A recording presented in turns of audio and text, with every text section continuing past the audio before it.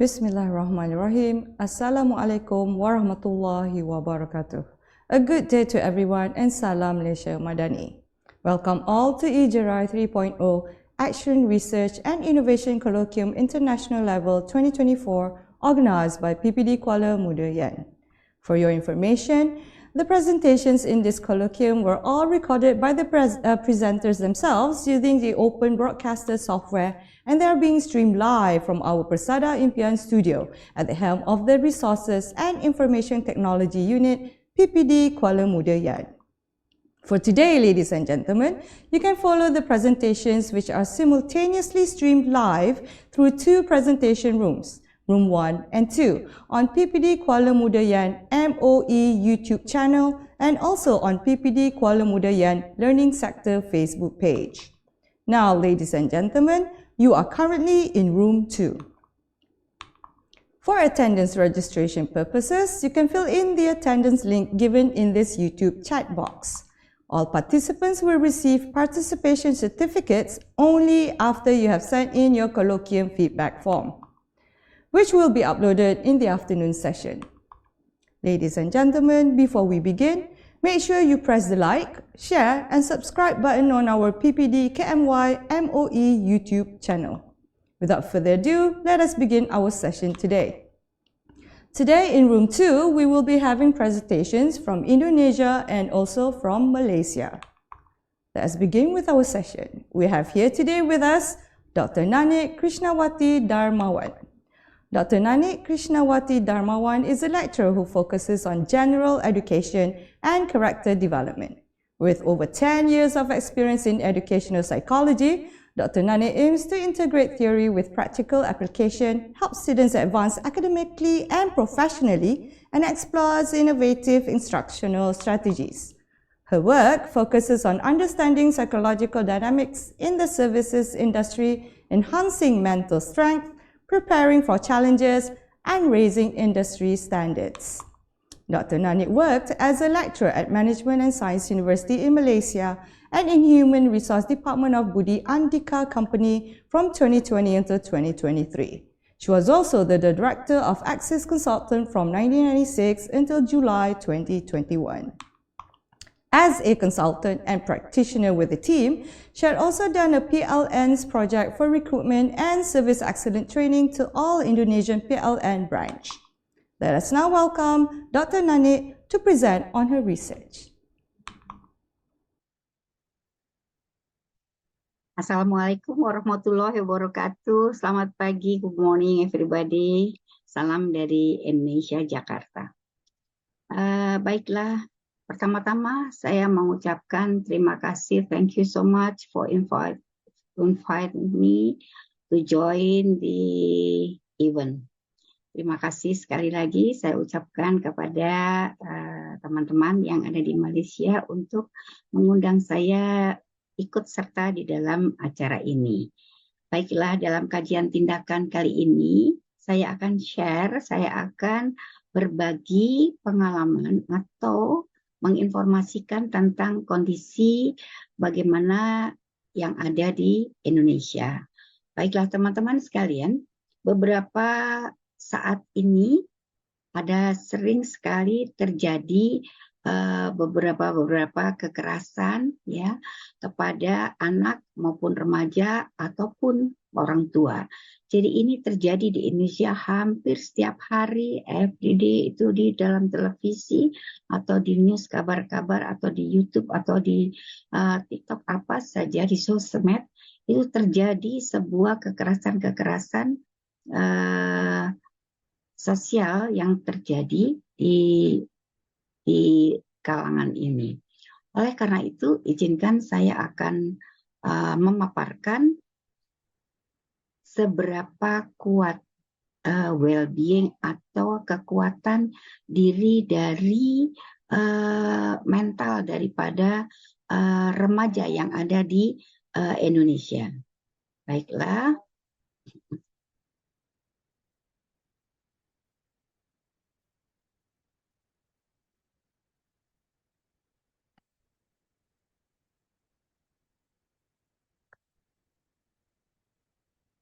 Teman-teman sekalian, saya akan menceritakan tentang gambaran student well-being peserta didik atau siswa murid dari high school yang ada di Indonesia.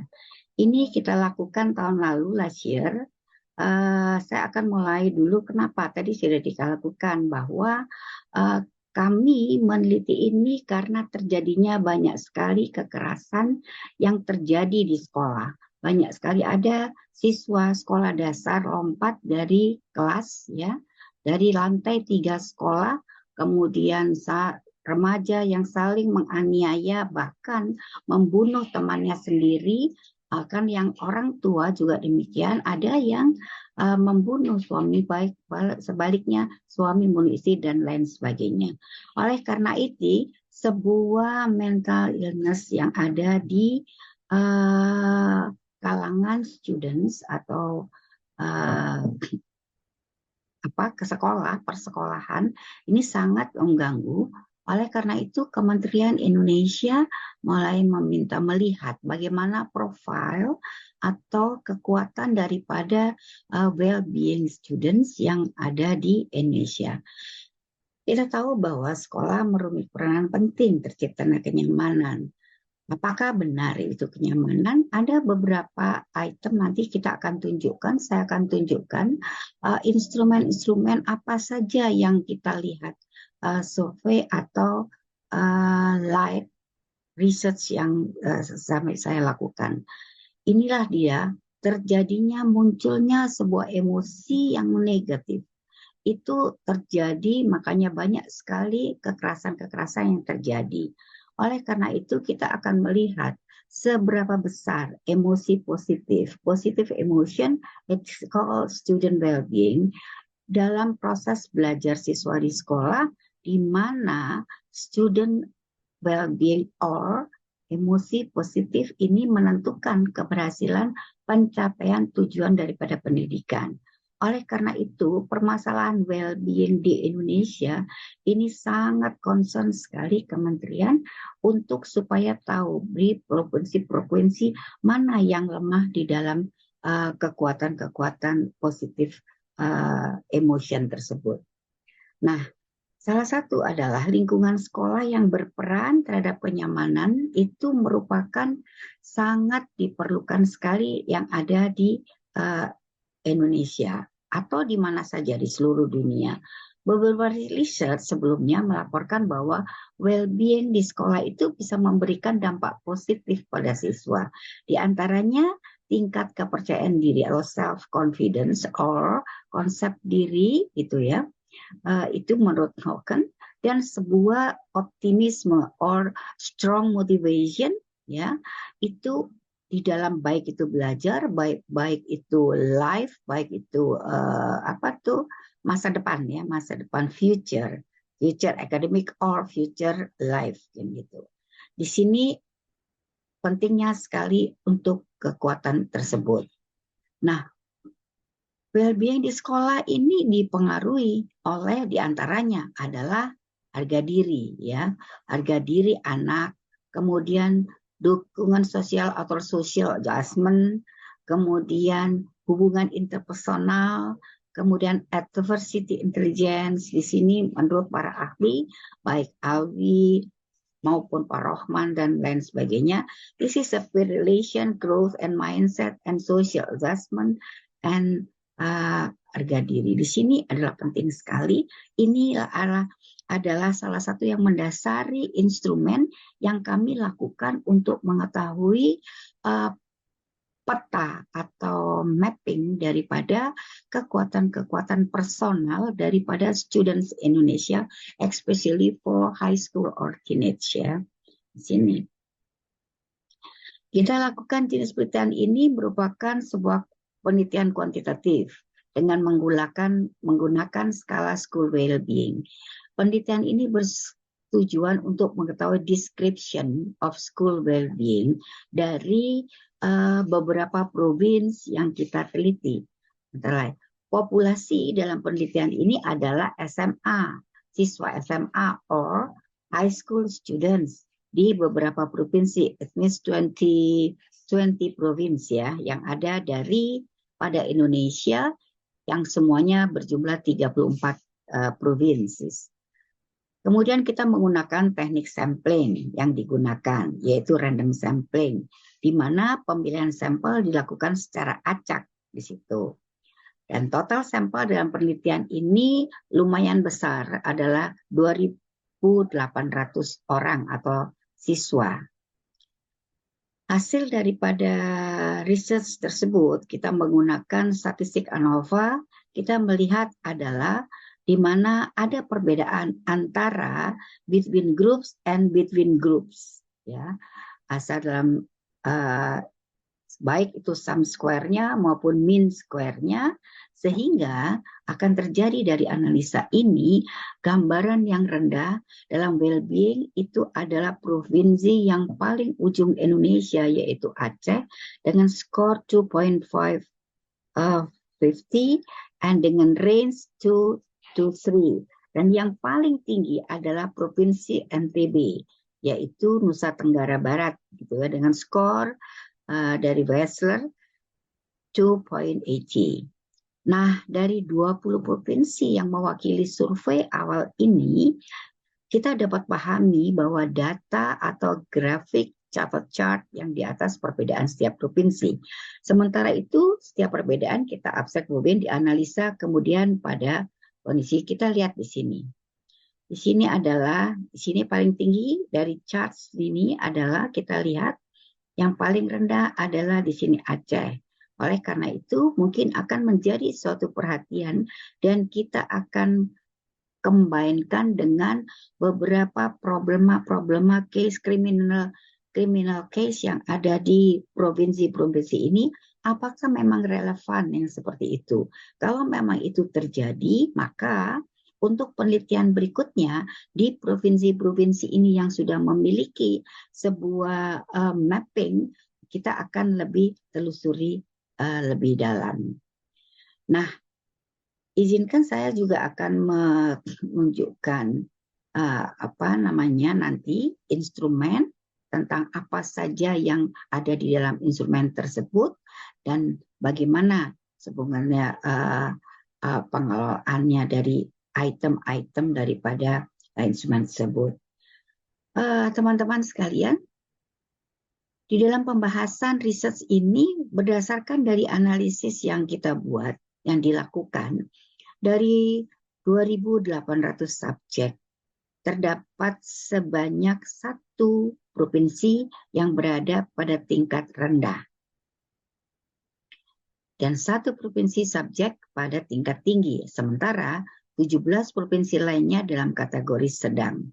Dalam hal ini tampak bahwa tingkat school well-being pada siswa sekolah menengah atas di Provinsi Aceh atau high school yang ada di Aceh itu lebih dominan pada kategori rendah. Dan adanya variasi kategori school well-being dipengaruhi perbedaan persepsi individu dalam menerima dan pencapaian kesejahteraan di dalam sekolahnya. School well-being dalam penelitian ini masuk pada kategori sedang, yang artinya bahwa bagi siswa itu merasa cukup adanya kesejahteraan terhadap yang diberikan sekolah kepada mereka dan mendapatkan pengaruh positif saat berada di sekolah. Nah, problematiknya adalah di sini ada banyak sekali kejadian-kejadian itu bukan terjadi di sekolah. Sebagian besar terjadi di luar sekolah. Ada sebuah keanehan yang perlu kita akan teliti kembali, mengapa kalau di sekolah dia bisa berpikiran, mempunyai positive mindset, tapi di luar sekolah itu akan gradasi bergerak kepada negatif, sehingga perilakunya akan menjadi negatif. Nah, oleh karena itu, di dalam pengasuhan, baik itu kita para guru, orang tua, itu perlu sekali ada 3 domain yang perlu diperhatikan di sana. Ada sisi anak kalau kita akan menyelesaikan dalam kasus anak untuk meningkatkan well-being-nya, atas kasus remaja dan kasus dewasa untuk para orang tua maupun dengan pola parenting. Untuk anak biasanya pertama kali kita satu identify apa itu pola asuhnya, bagaimana pola asuhnya, bagaimana habitnya, bagaimana kebiasaan. Karena menurut para ahli, pola asuh yang diberikan dan habit yang selalu diberikan kepada anak itu terekam di dalam memori anak yang semakin lama itu akan menjadi sebuah karakter. Kemudian bagaimana bacaan yang diberikan kepada anak? Tontonan, apakah tontonan ada pendampingan dalam anak, kemudian mainan-mainan, permainan yang diberikan oleh orang tua maupun di sekolah atau bagaimana, itu apakah yang bersifat edukatif dan positif. Kemudian teman-teman bergaul sesama sebayanya, dan norma-norma yang positif, baik itu norma religi maupun norma dari culture yang positif yang ditanamkan kepada anak dan dibiasakan di dalam attitude-nya daily atau setiap hari, sehingga anak ini akan terbentuk menjadi sebuah strong attitude and strong character. Kalau yang remaja biasanya kita boleh melihat bagaimana atau konseling atau kita identify tentang pergaulannya, kemudian tentang hobinya, apa saja, karena itu sangat nanti akan related dengan apa yang kita akan bantu untuk solve problem tersebut. Kemudian tingkat daripada religionnya. Dalam remaja yang sudah mulai itu perlu sekali seberapa dalam atau tebal keyakinan dia kepada Tuhan, sehingga dia akan tahu kalau saya melakukan ini akan menyakiti orang, maka ini akan merugikan dan itu dilarang oleh Tuhan saya. Nah, itu perlu ditanamkan di dalam sebuah pola asuh atau penanganan di dalam remaja. Kemudian kita akan melihat identify about idola-idola. Siapa sih idolanya? Siapa yang dia banggakan di dalam kehidupannya, bahkan dia akan menjadi seperti idolanya tersebut.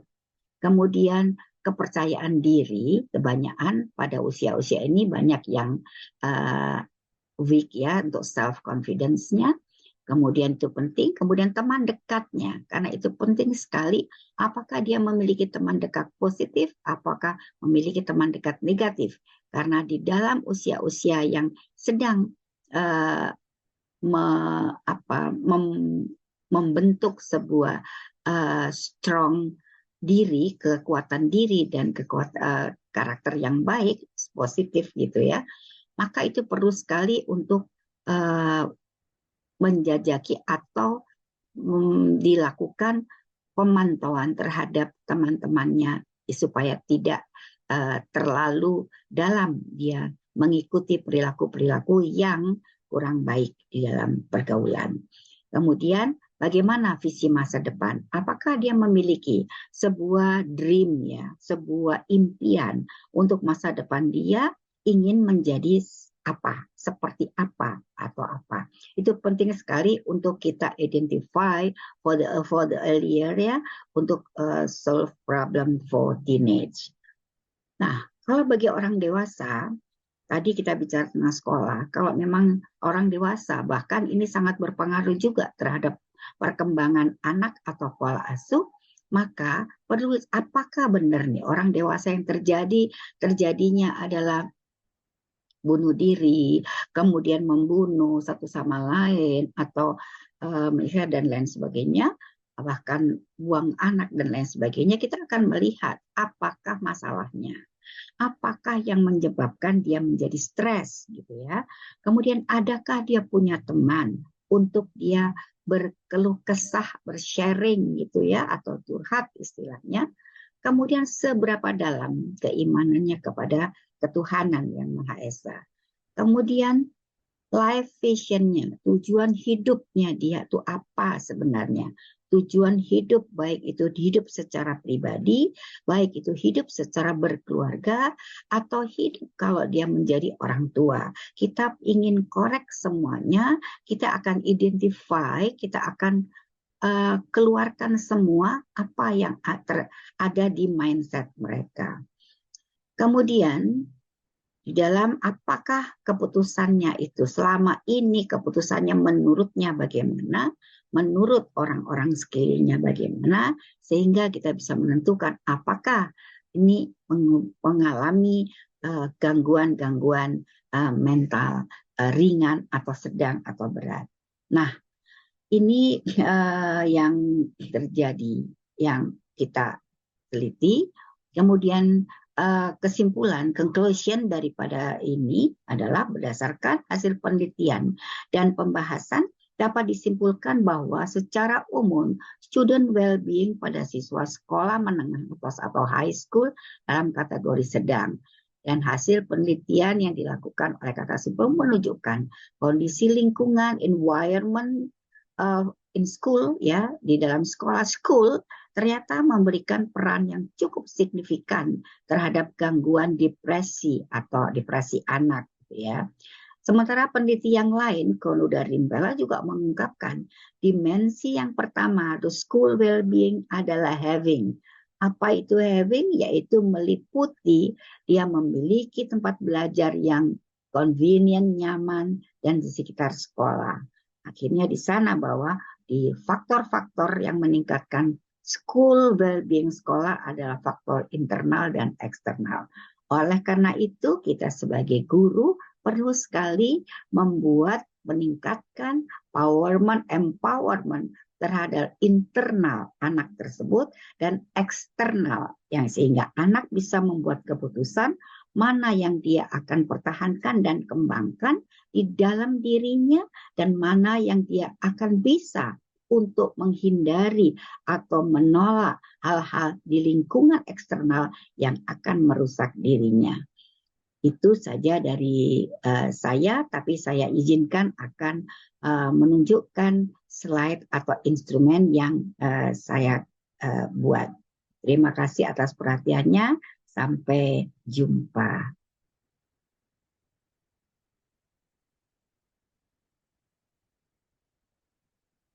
Ini adalah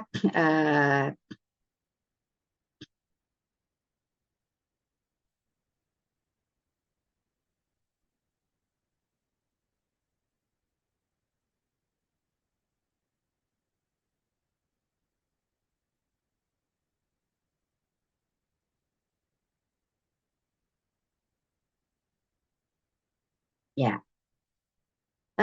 Ini adalah instrumen yang kami berikan kepada anak-anak. Ada dimensi positif, yaitu bagaimana dia positively thinking, kemudian relationship, bagaimana membina hubungan relationship, kemudian untuk goal setting, because can talk about her future, gitu ya. Kemudian strength, kekuatan diri, it means, kemudian belief atau keyakinan diri, purpose or belief, kemudian engagement, komitmennya, ya, engagementnya, dan relation, ketahanan diri. Ini yang kita lihat daripada instrumen-instrumen daripada prosper atau well-being tersebut yang kita sampaikan. Dan kita juga angkatnya akan terjadi seperti ini, ya, kita berikan yang terdiri dari 80 items that students can choose mana yang dia more like, gitu ya, dekat dengan dirinya, maka ini yang kita hitung menggunakan SPSS atau dengan ini. Baiklah teman-teman sekalian, saya rasa cukup sekian dari saya. Mudah-mudahan bermanfaat, dan sekali lagi ini instrumennya, ya. Ini instrumen yang yang dibuat, gitu ya. Terdiri dari 80 item. Nah, ini dia. Kemudian kita akan satu lagi, dimensinya adalah dimensi yang seperti ini, ya. Semoga juga bisa berkenan di sini dimensinya. Jadi ada dimensi yang kekuatan sampai ada 7 dimensi, sampai relations, engagement, positive thinking, dan lain sebagainya. Semoga ini bermanfaat dan terima kasih atas perhatiannya. Sampai jumpa dan thank you very much for your attention. Bye-bye. Assalamualaikum warahmatullahi wabarakatuh. Thank you, Dr. Nanit, for that very interesting presentation. Now we have come to our next presenter, Dr. Ihwana As'ad. Dr. Ihwana As'ad is an experienced lecturer in Islam Negeri Alauddin, Makassar University, Indonesia. She actively writes journals and books, participates in talks and many educational activities. She lectures on various courses regarding Introduction to Information Technology, including Technopreneurship, Ethics and Profession, Risk Management, Introduction to Information and Communication Technology, Research Methods, and Information Technology Innovation and Creative Industry. Ladies and gentlemen, please welcome Dr. Ihwana As'ad. Assalamualaikum warahmatullahi wabarakatuh. Saya Ihwana As'ad daripada University Muslim Indonesia, Makassar. Saat ini saya akan membentangkan paper saya dengan tajuk pentingnya teknologi maklumat dalam dunia pendidikan. Terima kasih kepada pengurusi daripada Kolokium Kajian Tindakan Peringkat Antarbangsa 2024. Saya merasa sangat berterima kasih karena diberikan kesempatan kepada saya untuk melaksanakan atau membuat presentasi pada kesempatan ini. Baik, tajuk saya tentang pentingnya teknologi maklumat dalam dunia pendidikan. Kita ketahui bahwa teknologi maklumat telah menjadi bagian tak terpisahkan dalam kehidupan manusia, termasuk dalam dunia pendidikan. Perkembangan teknologi maklumat yang pesat membawa banyak manfaat dan membuka peluang baru untuk meningkatkan kualitas pendidikan. Mengapa teknologi maklumat begitu penting dalam dunia pendidikan? Yang pertama, dia boleh meningkatkan akses informasi dan pembelajaran. Nah, dengan teknologi maklumat ini menyediakan akses mudah bagi berbagai sumber informasi dan bahan belajar bagi siswa dan guru. Kemudian, siswa boleh dapat belajar kapanpun dan dimanapun melalui platform e-learning, video edukasi, dan sumber daya online lainnya. Kemudian, guru dapat menggunakan berbagai alat dan platform digital untuk membuat materi pembelajaran yang lebih baik, lebih menarik, dan lebih interaktif. Kemudian yang kedua, meningkatkan efektivitas proses belajar mengajar. Nah, dalam hal ini, teknologi maklumat memungkinkan penggunaan berbagai metode pembelajaran yang inovatif dan menarik, misalnya simulasi, game education, dan pembelajaran berbasis proyek. Nah, kemudian guru pula dapat memantau kemajuan belajar siswa secara real time dan memberikan feedback yang lebih personal. Dan teknologi maklumat pula dapat membantu siswa dan kebutuhan belajar yang berbeda, seperti siswa berkebutuhan khusus dan siswa berbakat. Nah, kemudian yang ketiga, boleh meningkatkan kolaborasi dan komunikasi. Teknologi maklumat memungkinkan komunikasi yang mudah dan cepat antar siswa, guru, dan orang tua. Nah, platform online dapat digunakan untuk diskusi, berbagi tugas, dan proyek kolaborasi. Teknologi maklumat juga dapat membantu membangun komunitas belajar online yang mendukung dan positif. Misalnya sekarang ini dengan adanya grup WhatsApp atau grup di media sosial lainnya, boleh siswa dengan guru, siswa dengan orang tua boleh saling memantau sehingga mengetahui perkembangan anak-anak didik kita, bagaimana mereka dalam hal belajarnya. Nah, kemudian yang keempat, boleh mempersiapkan siswa untuk masa depan. Nah, di era digital ini, kemampuan menggunakan teknologi maklumat menjadi sangat penting untuk kesuksesan di masa depan. Nah, dengan terbiasa menggunakan teknologi maklumat ini dalam proses belajar mengajar, siswa akan lebih siap untuk menghadapi tantangan dan peluang di dunia kerja yang semakin terdigitalisasi. Ya, karena sekarang ini semua kehidupan kita sudah semua serba digital. Ya, apa-apa sedikit serba digital. Jadi bukan hanya dalam dunia pendidikan, nah, tetapi hampir seluruh kehidupan kita memang sudah dalam dunia digital. Jadi memang sangat penting teknologi maklumat ini bagi seluruh bagi seluruh masyarakat, ya, utamanya dalam dunia pendidikan. Nah, kemudian yang kelima, meningkatkan efisiensi dan efektivitas pengelolaan pendidikan. Nah, misalnya dalam hal ini teknologi maklumat dapat membantu mengotomatisasikan tugas-tugas administratif seperti pendaftaran siswa, pengelolaan nilai, dan pembuatan laporan. Nah, ini semua dapat dilakukan dalam pendidikan, ya. Jadi bukan hanya guru sebenarnya, bagian administrasi juga boleh membantu dalam hal mengelola semua administrasi siswa. Kemudian hal lain dapat pula menghemat waktu dan tenaga guru sehingga mereka dapat atau lebih mudah fokus pada proses belajar mengajar. Dan begitu juga dalam membantu meningkatkan transparansi dan akuntabilitas dalam pengelolaan pendidikan.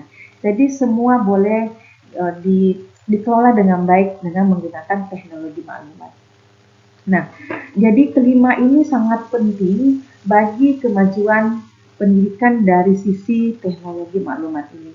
Sehingga seluruh elemen atau seluruh unsur yang ada di dalam dunia pendidikan, baik itu guru, baik itu siswa, baik itu administrasi di sekolah, itu semua memerlukan yang namanya teknologi maklumat. Nah, sehingga dalam hal meningkatkan kualitas pendidikan, ya, itu sangat penting yang namanya teknologi maklumat. Nah, contoh-contoh yang ada dalam dunia pendidikan ini antara lain e-learning. Nah, kita lihat bahwa platform pembelajaran online yang memungkinkan siswa belajar secara mandiri dengan materi yang interaktif dan penilaian otomatis. Kenapa? Karena dalam hal ini mereka lebih boleh mereka mengakses dia punya akun sendiri, ya. Jadi dalam hal ini guru tinggal memasukkan semua bahan materi yang ada di dalam pembelajaran itu dalam e-learning. Nah, sehingga dalam hal ini siswa boleh mengakses bila masa, ya. Mungkin pada saat dia tidak masuk dalam kelas karena mungkin dia ada halangan, mungkin dia sakit, dia boleh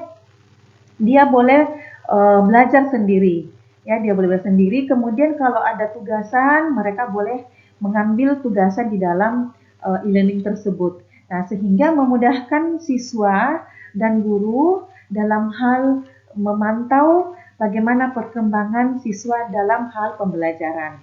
Nah, kita tahu bahwa pada masa pandemi tahun 2 tahun lalu, semua tidak boleh kita kemana-mana. Nah, sehingga saat itu andai kata tidak ada teknologi maklumat, maka pembelajaran tidak boleh berlangsung dengan baik. Nah, sehingga pada saat itu dengan adanya teknologi maklumat memudahkan bagi dunia pendidikan untuk tetap melaksanakan pembelajaran dengan pembelajaran online. Nah, kemudian ada namanya kelas virtual. Nah, platform online ini yang memungkinkan guru dan siswa untuk melakukan pembelajaran secara langsung melalui konferensi video. Nah, misalnya ada mungkin anak yang tidak boleh masuk ke sekolah atau ada hal sehingga guru boleh membuat semacam kelas virtual, ya, baik melalui Zoom kah ataukah meeting Google Meet ataukah platform yang lain. Nah, itu sangat memudahkan bagi dunia ataukah bagi insan yang aktif di dalam dunia pendidikan. Nah, kemudian ada namanya Learning Management System. Nah, ini biasa disebut dengan LMS. Nah, bagi kami di UMI ini, di University Muslim Indonesia, kami menggunakan LMS disebut dengan Kalam.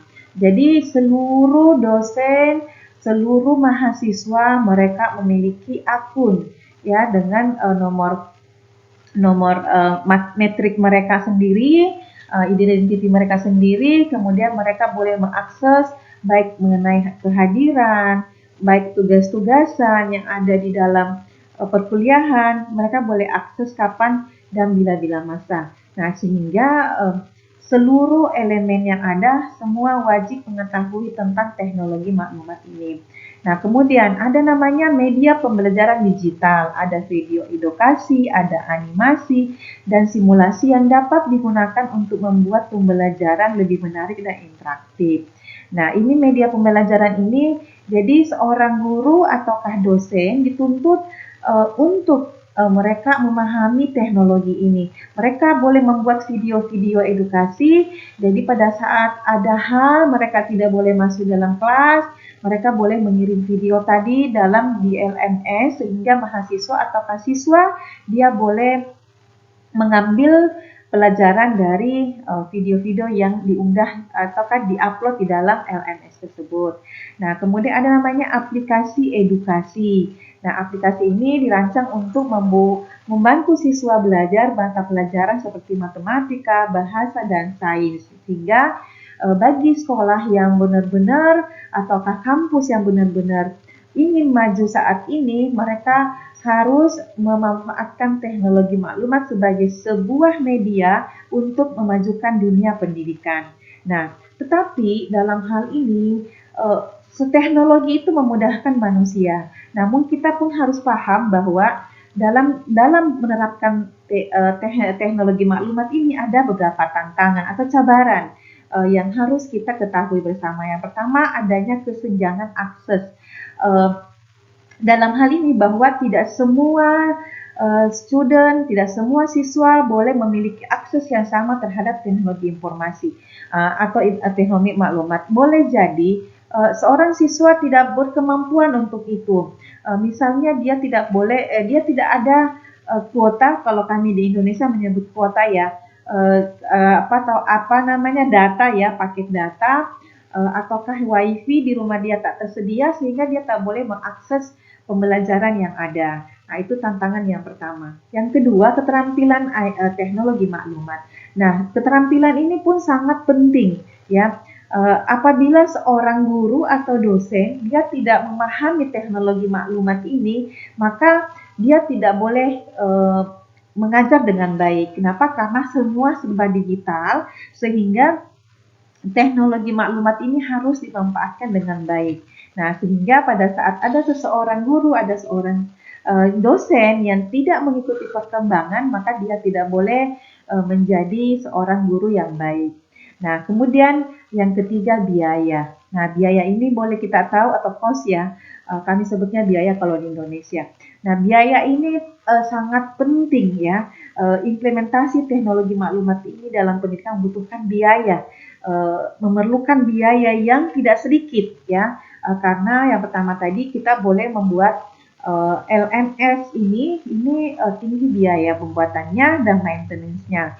Kemudian untuk membuat kelas virtual ini maka semua student dia harus punya gadget ya ataukah aplikasi. Nah, kemudian di e-learning ini juga semua membutuhkan biaya yang tinggi. Nah, itu yang biaya ini yang sangat penting juga menjadi perhatian. Nah, kemudian yang terakhir adalah keamanan data. Nah, apakah kita tidak tahu bahwa di dalam dunia maya itu banyak, kita tahu bahwa dunia maya itu banyak yang namanya kejahatan virtual ya. Nah, bisa jadi ada penyusup yang boleh masuk dalam LMS kita, dalam kita punya aplikasi di sekolah atau di kampus sehingga dia boleh mengambil data, mencuri data. Nah, inilah tantangan-tantangan yang harus kita terima, harus kita pahami bahwa teknologi maklumat ini begitu penting dalam dunia pendidikan sehingga pada saat ada sekolah, ada kampus yang tidak mengikuti perkembangan teknologi maklumat ini, maka memang dia tidak boleh memajukan dunia pendidikan. Nah, jadi dengan adanya kita ketahui bersama bahwa tantangan yang harus kita hadapi dalam hal penggunaan teknologi maklumat ini dalam dunia pendidikan ini kita pun tidak bisa pungkiri bahwa ini semua bisa meningkatkan, boleh meningkatkan yang namanya pendidikan, kualitas pendidikan. Nah, jadi semakin ke depan, semakin penting bagi seorang guru, dosen, administrasi, dan siswa itu sendiri atau mahasiswa itu, dia harus memahami dan mempelajari bagaimana perkembangan teknologi maklumat saat ini, sehingga mereka boleh memacu dirinya dalam dunia pendidikan dan boleh memajukan dunia pendidikan secara bersama-sama. Terima kasih, semoga apa yang saya sampaikan ini boleh ada manfaatnya. Wabillahi taufiq wal hidayah. Assalamualaikum warahmatullahi wabarakatuh. Thank you, Dr. Ihwana As'ad. Now, let's welcome our very own two presenters who are both from SJKT Somasundram. Number 3, Shalini, daughter of Mariappan, and number 4, Leelawati, daughter of Subramaniam. Please welcome. Salam sejahtera dan salam Malaysia Madani. Saya Shalini Mariappan dan rakan saya Mohana Krishnan. Kami akan membentang satu kajian yang bertajuk Keberkesanan Kaedah Cakubi bagi meningkatkan kemahiran penggunaan bandingan semacam dalam mata pelajaran Bahasa Melayu tahun 3.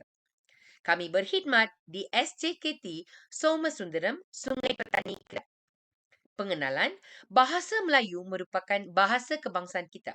Namun begitu, cabaran mengajar mata pelajaran Bahasa Melayu tahun 3 di Sekolah Jenis Kebangsaan Tamil Somasundaram sangat dirasakan.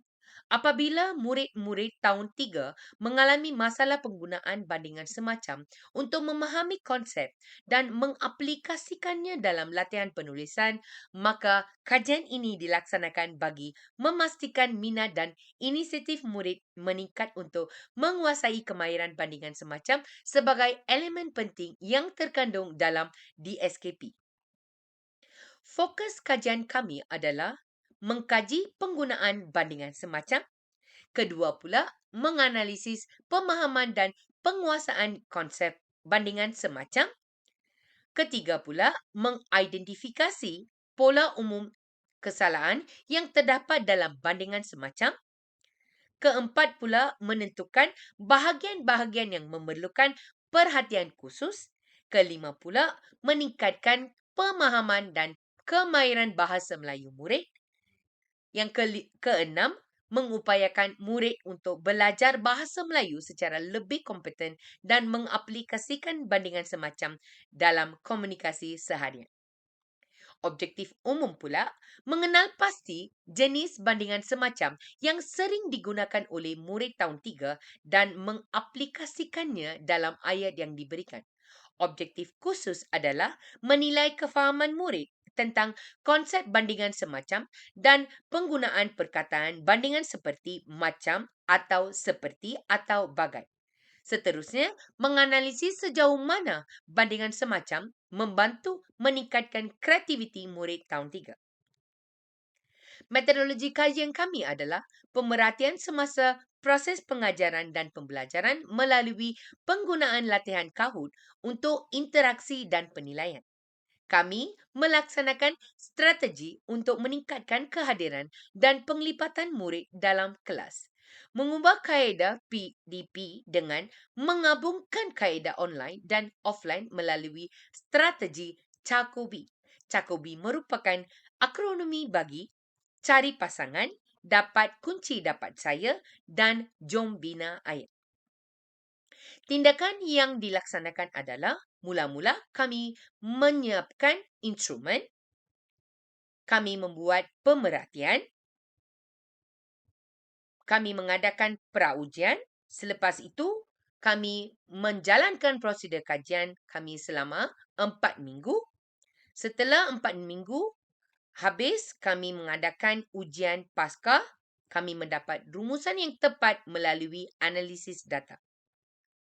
Tindakan yang dilaksanakan adalah menganalisis sejauh mana inovatif dalam bandingan semacam membantu meningkatkan kreativiti.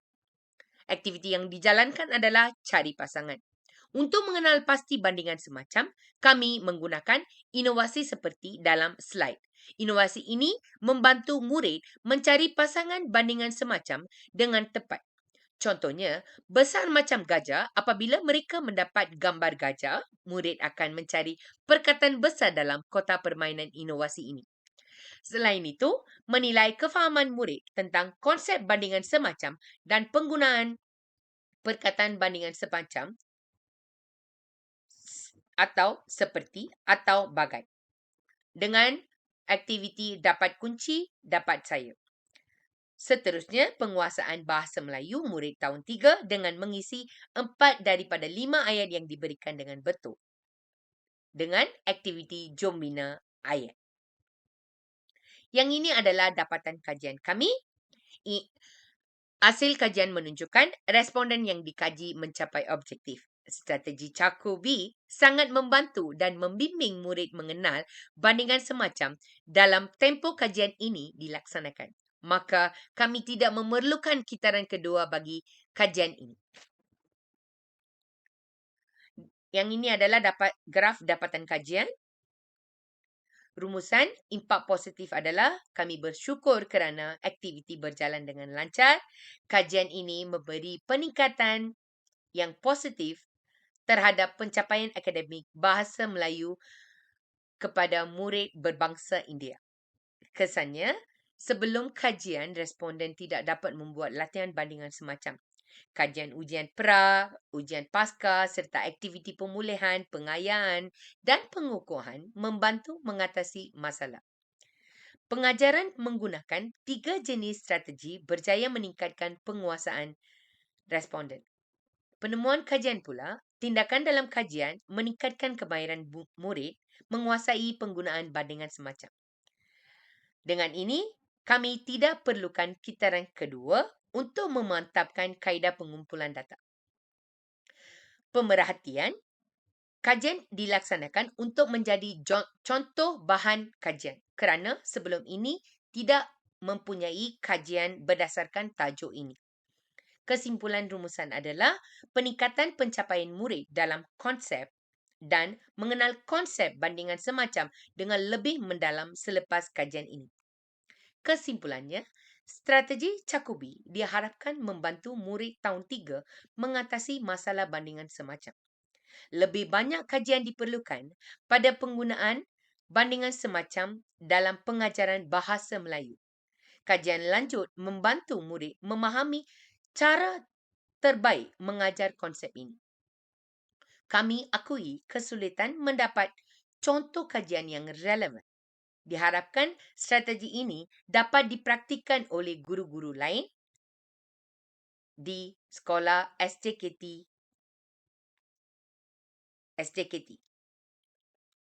Indah pelangi selepas ujian, warnanya ceria menyeri pagi. Terima kasih atas perhatian. Semoga sukses selalu menghampiri. Kami mengucapkan ribuan terima kasih kepada pembimbing kami, Puan Norma. Sekian, terima kasih. Jumpa lagi.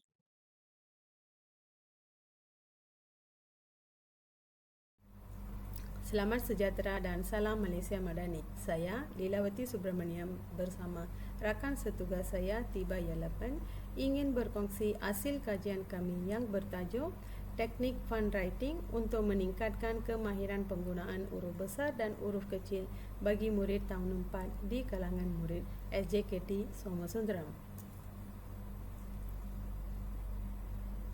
Dari hasil refleksi sepanjang pengajaran dan pembelajaran, kami dapati murid tahun 4 membuat kesalahan huruf besar dan huruf kecil yang hampir sama seperti M, W, J dan T dalam penulisan. Mereka juga menulis huruf J di tengah perkataan dengan menggunakan huruf besar J. Ini memberi kesan terhadap mereka membuat kesilapan semasa permulaan ayat dan mengalami masalah semasa membuat latihan kefahaman. Kajian kami memfokuskan kepada pengajaran dan pembelajaran menggunakan kaedah ansur maju, mengurangkan kesalahan menulis huruf kecil dan huruf besar, mengurangkan kesalahan dalam sistem ejaan, mengurangkan peratus gagal dalam latihan kefahaman. objektif umum kajian kami adalah meningkatkan kemahiran dan pemahaman murid dalam menulis huruf besar dan huruf kecil. Manakala objektif khusus pula mengecam huruf besar dan huruf kecil M, W, J, T dengan tepat, mengenal pasti cara menulis huruf besar dan huruf kecil M, W, J, T dengan tepat dan betul dalam penulisan, meningkatkan kefahaman murid dan penulisan huruf M, W, J, T dalam permulaan ayat. Metodologi kajian. Kajian ini adalah berdasarkan model Kemis dan Mektad 1988 yang merangkumi 4 peringkat, iaitu merancang, bertindak, memerhati dan mereflek. Peserta kajian kami adalah 5 orang murid dari tahun 4. Instrumen yang kami gunakan adalah ujian, iaitu ujian pra dan ujian pasca, pemerhatian, dokumen analisis, lembaran kerja, image visual, trace letter dan tayangan video. Tindakan yang kami jalankan sepanjang kajian tindakan ini adalah: nombor 1, kaedah image visual. Instrumen yang kami gunakan adalah image huruf dan ujian diagnostik. Latihan pula ujian pra, pengenalan imej selama 4 hari berturut-turut dan ujian pasca 1 pada hari yang ke-5. Refleksi yang dapat daripada aktiviti ini adalah semua murid dapat mengencam huruf kecil dan huruf besar dengan betul. Mereka dapat mewarna huruf dengan betul. Tindakan yang kedua pula, kaedah trace letter. Instrumen yang digunakan adalah aktiviti trace letter dan ujian pasca 2. Aktiviti yang kami jalankan adalah aktiviti trace letter selama 3 hari dan ujian pasca kedua diadakan pada hari yang ke-4. Refleksinya, semua murid dapat membuat aktiviti trace letter dengan betul. Kaedah ketiga pula, kaedah video visual. Instrumen yang digunakan adalah video, latihan, ujian pasca 3. Aktiviti yang diadakan adalah menonton video selama 3 hari, menyalin semula huruf yang diberi dan ujian pasca ketiga diadakan pada hari yang ke-4. Refleksi yang kami dapat daripada kaedah ini pula, murid menonton video secara teliti. 4 daripada 5 orang murid dapat menyalin semula huruf kecil dan huruf besar dalam bentuk ayat. Instrumen yang kami gunakan untuk kajian tindakan ini adalah pra-ujian, image visual, latihan mewarna, latihan trace letter, latihan menyalin semula ayat dan ujian pasca. Dapatan kajian. Bagi memenuhi objektif kajian, kami telah menggunakan analisis ujian pra dan ujian pasca. Jadual pertama menunjukkan peningkatan peratus markah kajian ujian pra dan ujian pasca. Kesimpulannya, peningkatan skor pencapaian menunjukkan teknik fun writing dapat meningkatkan penguasaan murid menggunakan huruf besar dan huruf kecil dengan betul dan objektif umum tercapai. Jadual 1 menunjukkan 80% murid dapat mengenali imej huruf kecil dan huruf besar dengan betul. Bagi memenuhi objektif khusus, kami menggunakan analisis dokumen lembaran kerja. Jadual 2, 3 dan 4 menunjukkan skor markah murid dalam 3 aktiviti selepas mengadakan aktiviti intervensi. Kesimpulannya, peningkatan peratus setiap kemahiran membuktikan teknik fun writing dapat mengatasi masalah penggunaan huruf besar dan huruf kecil dengan betul. Jadual 2 menunjukkan 100% murid dapat mengenali imej huruf besar dan huruf kecil. Jadual 3 menunjukkan 100% murid dapat trace letter dengan betul. Dan jadual 4 menunjukkan 80% murid dapat menyalin semula ayat-ayat dengan betul. Rumusan. Kajian ini membuktikan teknik funwriting berjaya membantu murid mengatasi masalah penggunaan huruf besar dan huruf kecil dengan betul. Teknik funwriting ini dapat mengurangkan murid membuat kesalahan dalam sistem ejaan dan mengurangkan peratus gagal dalam latihan kefahaman. Seterusnya, teknik funwriting ini dapat diamalkan dengan sempurna oleh guru-guru bahasa Melayu. Kesimpulannya, teknik funwriting menunjukkan peningkatan positif dan pencapaian akademik murid dalam penulisan bahasa Inggeris. Namun, seorang murid yang tidak dapat menguasai penggunaan huruf besar dan huruf kecil M, W, J dan T dalam penulisan bahasa Inggeris akan didedahkan kepada strategik atau kaedah yang berlainan dalam kitaran kedua dengan menggunakan modul funwriting. Sekian, terima kasih. Thank you and congratulations to all presenters for the amazing presentations. Alhamdulillah, we have now come to the end of our presentation session from room 2.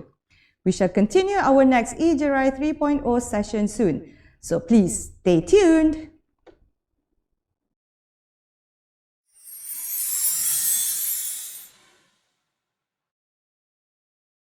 Bismillahirrahmanirrahim. Assalamualaikum warahmatullahi wabarakatuh dan salam sejahtera. Salam Malaysia Madani. Selamat datang kepada semua peserta dalam eksplorasi Ejerai 3.0 Kolokium Kajian Tindakan Peringkat Antarabangsa 2024. Pada petang ini, kita akan mulakan pembentangan kajian tindakan dan inovasi. Untuk pengetahuan semua, pembentangan dalam kolokium ini bersiaran dari studio kami di Pejabat Pendidikan Daerah Kuala Mudayan, iaitu Studio Persada Impian, Unit Sumber dan Teknologi Pendidikan, Pejabat Pendidikan Daerah Kuala Mudayan. Pembentangan akan berlangsung secara langsung selari dari dua buah bilik pembentangan, iaitu di bilik 1 dan bilik 2. Melalui channel YouTube PPD Kuala Mudayan MOE dan Facebook Live Sektor Pembelajaran PPD Kuala Mudayan. Sekarang ini, tuan-tuan dan puan-puan berada dalam bilik 2 bagi sesi yang kedua.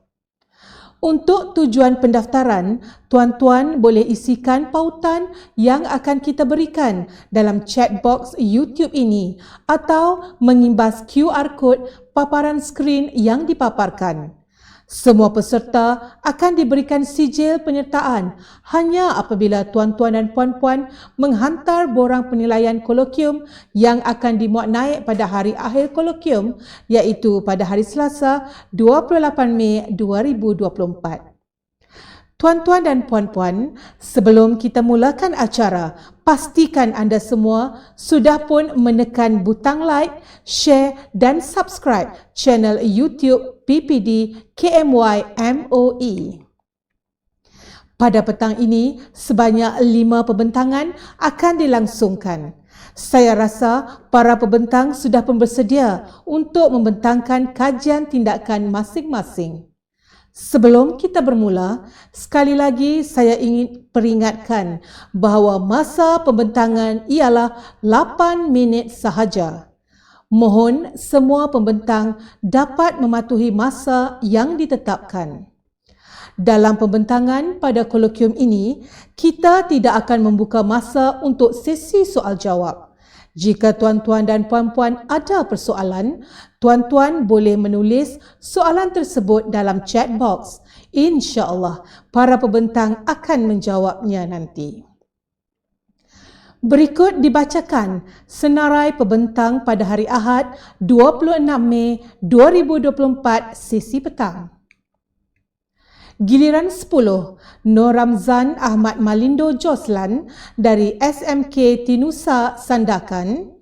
Giliran 11, Siti Rehana binti Isnin dari SMK Iskandar Shah. Giliran 12, Aisyah binti Haji Osman dari Pusat Tingkatan 6 SMK Keladi.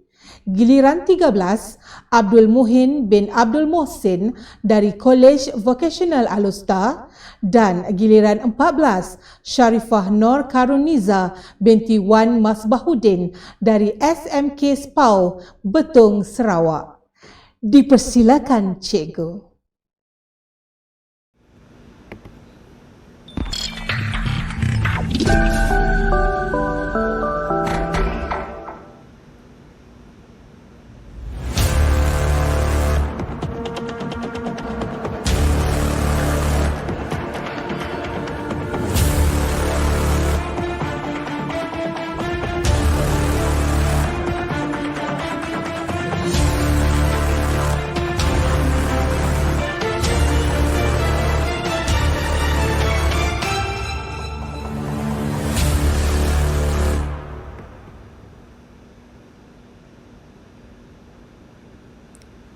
Salam sejahtera. Saya, Nur Ramzan Ahmad Malindo, akan membentangkan kajian berkaitan Iqrab, meningkatkan kemahiran digitalisasi pendidikan dalam kalangan murid SMK Tinusa Sandakan, Negeri Sabah. Pembelajaran kooperatif dan kolaboratif terhadap pembelajaran berasaskan digital mempunyai dasar dan prinsip-prinsip khusus yang dapat meningkatkan keberkesanan pembelajaran di dalam bilik darjah. Kajian ini dijalankan untuk menilai keberkesanan pelaksanaan penggunaan Iqrab iaitu Chromebook dalam pengajaran dan pembelajaran ketika di dalam bilik darjah. Berikut merupakan refleksi yang mana guru mendapati bahawa kaedah chalk and talk oleh guru harus dikurangkan ketika sesi PDPC dan memfokuskan standard 4 dalam SKPMG 2. Guru juga mestilah lebih menerapkan pedagogi didik hibur kepada murid semasa PDPC serta penggunaan bahan bantu mengajar sangat diperlukan bagi membantu murid mudah untuk memahami topik yang dipelajari. Sesi temu bual guru dan murid mendapati bahawa murid sukar untuk memahami topik-topik yang dipelajari dan menyebabkan mereka kurang berminat dengan subjek tertentu serta murid berasa cepat bosan dan mudah hilang fokus ketika sesi pembelajaran dijalankan. Tujuan kajian ini dijalankan bertujuan untuk membantu murid meningkatkan kemahiran penggunaan teknologi digital semasa proses pengajaran dan pembelajaran yang dilakukan di dalam bilik darjah. Pembelajaran yang berasaskan teknologi dan ICT akan menjadikan suasana pembelajaran lebih kondusif dan memberikan impak yang positif terhadap kognitif murid di dalam bilik darjah yang mana akan dapat meningkatkan minat murid untuk belajar, merangsang pemikiran kritis dan kreatif, meningkatkan komunikasi dan kolaborasi murid, menggalakkan pemerolehan ilmu melalui platform Akses Delima secara lebih praktikal serta dapat memanfaatkan ILMS di dalam sistem pendidikan. Berikut adalah isu yang dihadapi yang mana murid tidak celik terhadap penggunaan digital ketika sesi PDPC, kemudian murid kurang kemahiran komunikasi ketika sesi PDPC dijalankan dan murid tidak mempunyai akses peranti digital menyebabkan mereka kurang mahir menggunakan digital ketika sesi PDPC dijalankan. Antara objektif utama kajian adalah menjadikan penggunaan Iqrab iaitu Chromebook sebagai bahan bantu mengajar utama dalam proses PDPC di bilik darjah bagi melestarikan lagi TMK dalam pendidikan. Berikut merupakan metodologi kajian yang mana dilihat daripada reka bentuk kajian. Pendekatan kuantitatif seperti borang soal selidik diberikan kepada murid-murid bagi mendapatkan data-data daripada responden. Kemudian pendekatan kualitatif seperti temu bual bersama beberapa orang guru mata pelajaran yang mana merangkumi pengetahuan, kemahiran, pengaplikasian berkaitan teknologi digital di dalam PDPC dan pelaksanaan ujian pra dan pos kepada murid-murid. Berikut merupakan kumpulan sasaran yang mana terdiri daripada murid tingkatan 3 Vega SMK Tinusa Sandakan yang terdiri daripada 13 orang murid lelaki dan 11 orang murid perempuan. Berikut adalah tindakan yang dilaksanakan bagi pelaksanaan intervensi yang mana pada fasa pertama iaitu pengumpulan dana. Dana telah dikumpulkan melalui sumbangan dan inisiatif daripada saya sendiri sebagai seorang guru, kemudian telah dibantu daripada sumbangan guru-guru SMK Tinusa Sandakan dan juga sumbangan daripada pihak PIBG sekolah. Kemudian pada fasa pembelian Chromebook yang mana pembelian Chromebook secara second hand iaitu terpakai dan telah bekerjasama dengan syarikat One9 Teknologi Sendirian Berhad. Untuk pengetahuan, RM150 bagi satu unit Chromebook yang mana saya telah membeli sebanyak 20 unit Chromebook second hand terpakai. Selepas sesi pembelian Chromebook, maka pembelajaran berasaskan digital telah diperkenalkan kepada murid-murid di dalam bilik darjah. Guru mula memberi tunjuk ajar kepada murid berkaitan penggunaan e-crop iaitu Chromebook, kemudian membimbing murid untuk memanfaatkan aplikasi-aplikasi yang bersesuaian dengan PDPC. Seterusnya, sudah semestinya memfokuskan pembelajaran dengan penggunaan aplikasi seperti D5, Google Classroom, Canva Education, Padlet, gamifikasi dan lain-lain. Melalui borang maklum balas, soal selidik dan ujian pos yang telah dilaksanakan, kepada murid mendapati bahawa penggunaan Chromebook di dalam PDPC dapat meningkatkan fokus murid terhadap pembelajaran semakin baik. Murid mula teruja dan tidak sabar untuk belajar. Seterusnya, kemahiran menggunakan teknologi digital murid semakin baik dan murid mampu untuk menunjukkan kebolehan, prestasi yang baik serta berani untuk membentangkan hasil kerja mereka. Berikut merupakan analisis data ujian yang mana mendapati bahawa peningkatan markah murid semakin meningkat. Rajah 1 menunjukkan perbezaan markah ujian di antara ujian pra dan juga ujian pos. Berikut merupakan analisis perbezaan respon soal selidik sebelum dan selepas menggunakan e-crop iaitu bahagian B, murid gemar belajar di bilik darjah. Berikut bahagian C, murid yakin dalam digital dan teknologi. Dan bahagian D, murid menghargai digital dan teknologi.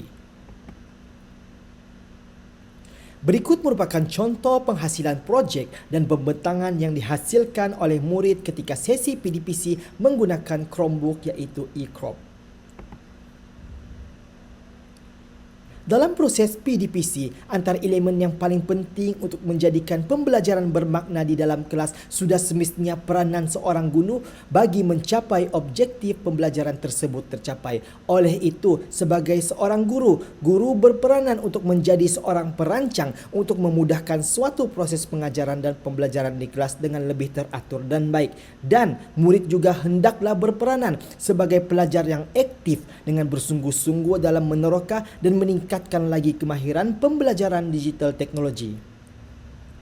Cadangan yang ingin pengkaji kemukakan untuk masa hadapan ialah yang pertama, meneruskan lagi penggunaan e-crop di dalam PDPC di bilik darjah kepada semua mata pelajaran. Kemudian, memperluaskan lagi penggunaan e-crop di dalam aktiviti co-curriculum semasa sesi perjumpaan minggu co-curriculum dan mewujudkan satu bilik khas Smart Teknologi Digital Classroom bertujuan untuk menyebarluaskan lagi pembelajaran digital kepada warga sekolah termasuk guru-guru dan murid-murid di SMK Tinusa Sandakan.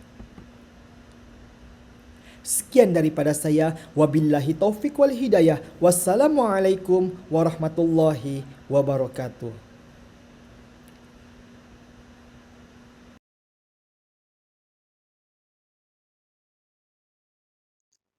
Assalamualaikum warahmatullahi wabarakatuh dan selamat sejahtera. Saya Siti Rehana binti Isnin daripada Sekolah Menengah Kebangsaan Iskandar Shah, Jasin, Melaka. Saya akan membentangkan tentang kajian tindakan saya yang bertajuk penggunaan aplikasi Duolingo meningkatkan pengalaman pembelajaran murid-murid tingkatan 2 kelas bahasa Jepun. Jadi sedikit pengenalan dan juga refleksi terhadap apa yang saya lakukan pada kali ini ialah sekolah ini merupakan sebuah sekolah harian di Melaka dan mula memperkenalkan dan menawarkan bahasa Jepun pada tahun 2016. Dan untuk bahasa Jepun sama seperti bahasa-bahasa lain mempunyai kemahiran lisan, pendengaran, penulisan dan juga bacaan. Jadi responden saya pada pada kali ini ialah 12 orang murid tingkatan 2. Bagaimanakah saya memilih responden ini? Mereka semua mempunyai pencapaian kurang daripada 50% dalam ujian diagnostik yang telah lalu, ya. Jadi ini adalah fokus kajian saya tentang dan isu yang saya hadapi dalam kelas pada ketika ini, ya. Kurang pelibatan murid dalam kelas, kaedah tradisional saya yang monotonous dan juga murid-murid yang lambat menguasai pembacaan kerana ketinggalan dalam kelas.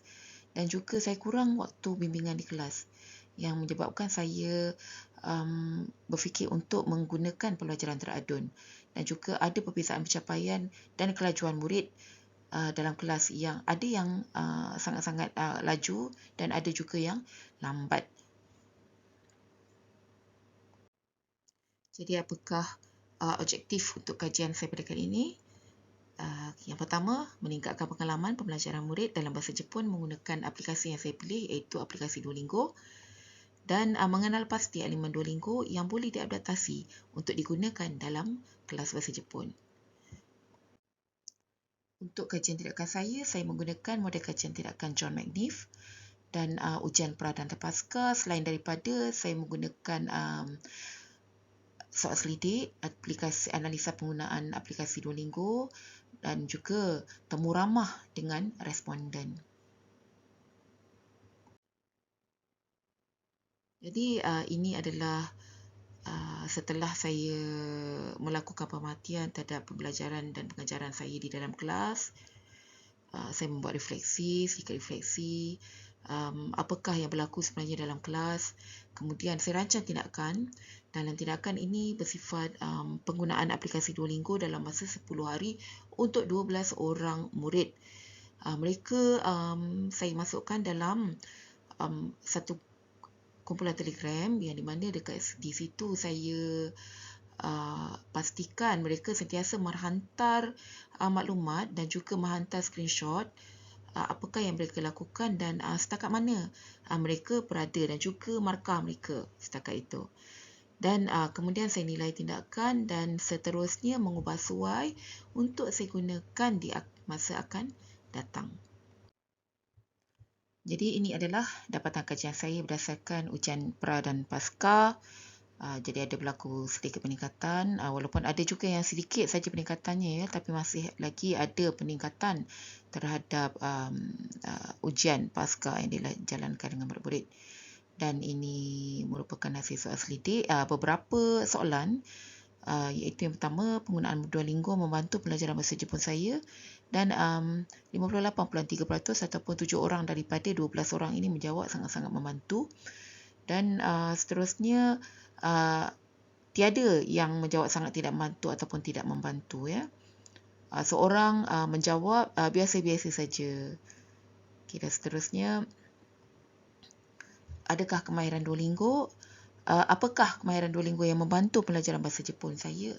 Dan 90% dari lebih daripada 90% menjawab kemahiran bacaan. Sebab pada saya Duolingo ini terus menggunakan hiragana dan juga kanji dalam pembelajarannya, jadi mereka terus boleh berlatih membaca dalam bahasa Jepun.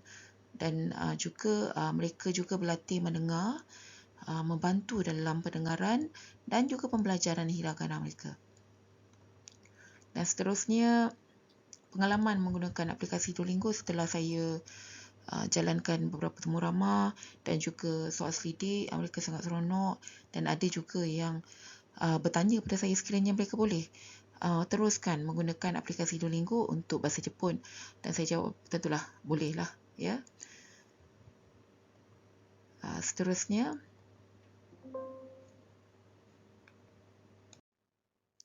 dan ini merupakan summary ataupun ringkasan yang boleh saya buat daripada kajian tindakan ini. Aplikasi Duolingo ini sebenarnya membantu murid-murid meningkatkan penguasaan bahasa Jepun kerana ia memang aplikasi pembelajaran bahasa. Dan tetapi ia mesti digunakan secara konsisten. apa yang saya tengok, apa yang saya reflect daripada dan buat perhatian daripada temu ramah saya, murid-murid yang tidak begitu menonjol ataupun peningkatannya kurang ketara, mereka telah menggunakan Duolingo hanya 3-4 kali dalam masa 10 hari yang saya tetapkan. Manakala mereka yang menggunakannya secara kerap, sekurang-kurangnya sehari sekali, menunjukkan peningkatan yang agak signifikan. Jadi saya juga sebagai guru perlu membuat tindak susul sekiranya saya ingin terus menggunakan Duolingo sebagai aplikasi pembelajaran ta'adun di dalam kelas. Dan juga saya perlu membuat semakan pencapaian mereka di dalam kelas supaya mereka boleh tengok sama-sama dan secara bersemuka dengan saya. Jadi kesimpulan yang telah saya buat dan telah saya lakukan untuk kajian tindakan saya ialah saya akan gunakan elemen dalam Duolingo untuk tindakan seterusnya, dan saya juga ingin membuat satu tinjauan literature ataupun literature review untuk kaji keberkesanan penggunaan aplikasi Duolingo, sebab Duolingo walaupun satu aplikasi penggunaan pembelajaran bahasa yang berkesan, dan saya sebagai pengguna sebenarnya saya telah gunakan lebih kurang 2 tahun Duolingo untuk belajar bahasa lain lah. Saya belajar bahasa Jerman pula dan tapi ada juga kelemahan-kelemahan Duolingo yang saya perlu ambil kira. Dan saya juga ingin membangunkan satu inovasi berdasarkan teknik-teknik yang digunakan oleh Duolingo dalam pembelajaran mereka. Dan saya pasti pengguna Duolingo juga boleh saya gunakan di dalam kelas untuk pembelajaran teradun. Jadi itu saja daripada saya. Terima kasih.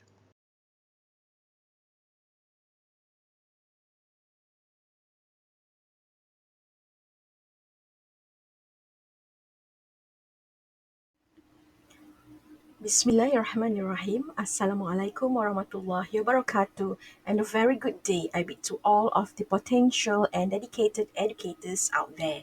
I am Haja Aisyah binti Haji Othman from Pusat Tingkatan 6 Sekolah Menengah Kebangsaan Keladi, Kulim, Kedah, Darul Aman. Today, ladies and gentlemen, I would like to do my humble sharing about my classroom-based action research entitled Gamification for English Second Language Classroom. Ladies and gentlemen, let me proceed with the presentation. For the introduction, I would like to do a simple reflection on current scenario.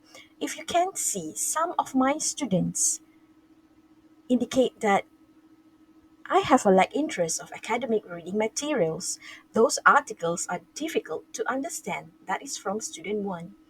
From student 2, it is kind of challenging to remember a lot of sophisticated vocabulary while I'm writing my essay. From my point of view, I always ponder within myself, how should I improve or help my students to improve their vocabulary and writing skill? So based on teaching and learning reflection, I can conclude that students will lack of interest in reading. Students have difficulties in remembering new words and writing essay. Teacher needs to conduct interesting classroom session.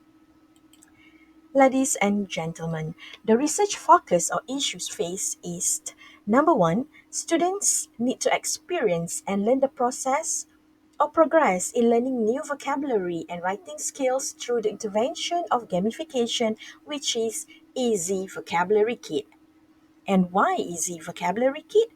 Because from the prospect of teacher to record the process of teaching vocabulary and writing skills through gamification.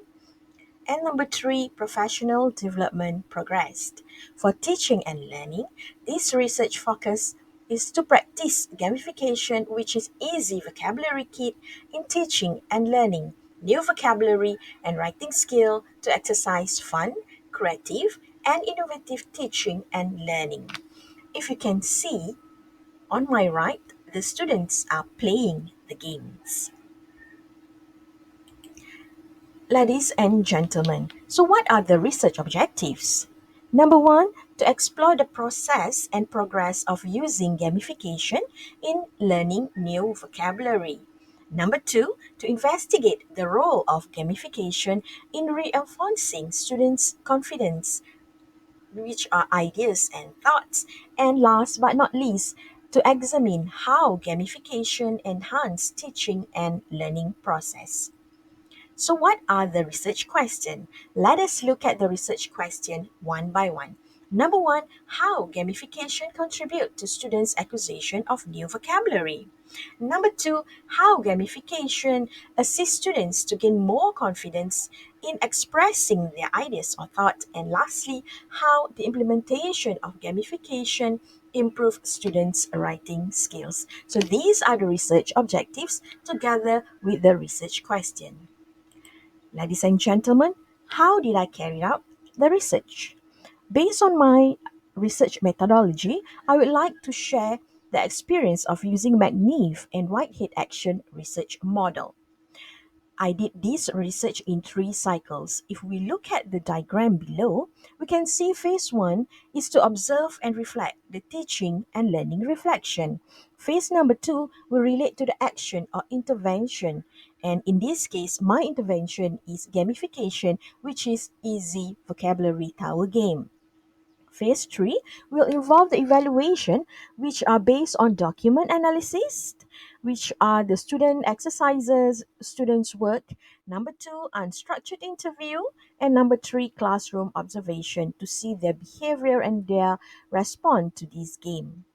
And on my right, are the number of students or research participants, which are 7 students. These are my Form 6 students, 5 female and 2 female.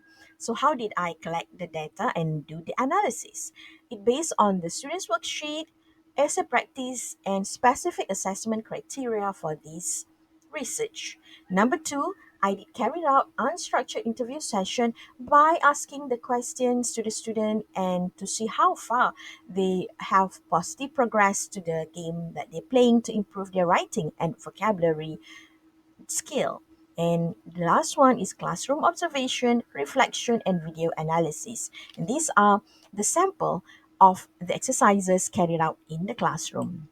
Ladies and gentlemen, so what is my intervention? Based on the 3 cycles, I did the main intervention, which is easy vocabulary tower kit, and 3 cycles which involve the exercises. If you can see, my first cycle, worksheet 1, the students will write the word they get from the game, and then they will find the meaning from the online dictionary. Cycle 2 will involve exercise 1, whereby they will write the words and the definition as what the teacher gives them. They should remember and try to understand the words that they have learned. And in cycle 3, there will be one essay practice for the student to use all the words that they have practiced and they have learned from the vocabulary game. So if you want to see how the students play the game, I already include this in my video here, and I also provide the link for YouTube channel to see in detail. So as you know, for the action research, it is better to have more than 1 cycle, and this action research has 3 cycles. Ladies and gentlemen, from the research findings, it shows that students has positive respond to this gamification so that they learn in a meaningful and fun way. So relate to the research question 1, how did they learn new words and new definition, and they know the types of the new words. So based on cycle 1, cycle 2, and cycle 3, students practice the words that they have learned and they try to remember the words as much as they can. And number 2, based on the student reflection, it shows that this activity is fun and engaging. Based on research question number 2, students and teacher have a positive response by using the digital dictionary. And the last one, research question 3, based on teacher's reflection, it can help me to gain new experience, new method, and have fun or enjoyable and meaningful learning session with my students. And last but not least, it involves professional development, and this give positive effects to the teaching and learning process. Ladies and gentlemen, let us go to the summary or discussion. It shows that the findings are parallel with the objectives. Gamification is fun and engaging. It improves teacher learning and teaching experience, and the students has positive effect whereby they say they have fun with their friends and they love the game. Ladies and gentlemen, for future research, I would like to try traditional board games because we do not only want students to involve in digital tools only. Ladies and gentlemen, thank you very much. And this is the link for my social media. And if you want to know further information, don't forget to find me on the net. Wabillahi taufiq wa hidayah. Wassalamualaikum warahmatullahi wabarakatuh.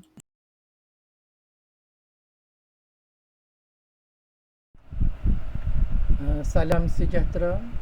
Saya Abdul Muhin bin Abdul Mohsin dari Kolej Vocasional Al-Ustaz ingin membentangkan tajuk sempena Ijrai 2024 iaitu kaedah Pantai Komsas dapat meningkatkan pencapaian pelajar di Kolej Vocasional dalam kompetensi Komsas berbentuk cerita.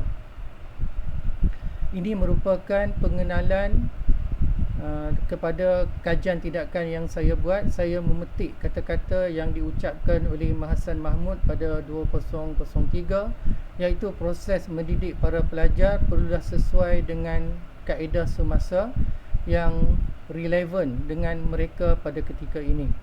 Kaedah ini dihasilkan berasaskan masalah yang dihadapi oleh pelajar, utamanya pelajar kolej vokasional ketika mempelajari Komsas yang berbentuk cerita iaitu novel, drama, cerpen dan prosa klasik.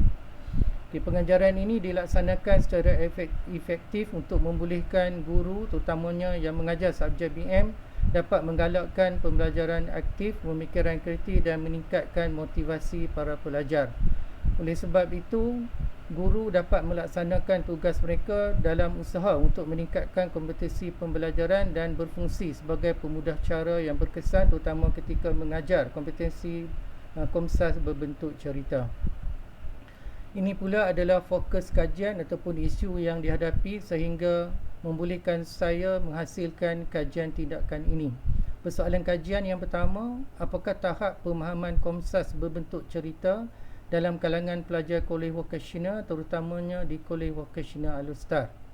Persoalan yang kedua, saya juga ingin menguji adakah penggunaan kaedah Pantai Komsas yang diperkenalkan melalui kajian tindakan ini mampu memberi impak terhadap tahap pemahaman ataupun kefahaman pelajar kolej vokasional terutamanya Kolej Vokasional Al-Ustaz dalam menjawab soalan ataupun kompetensi Komsas yang berbentuk cerita.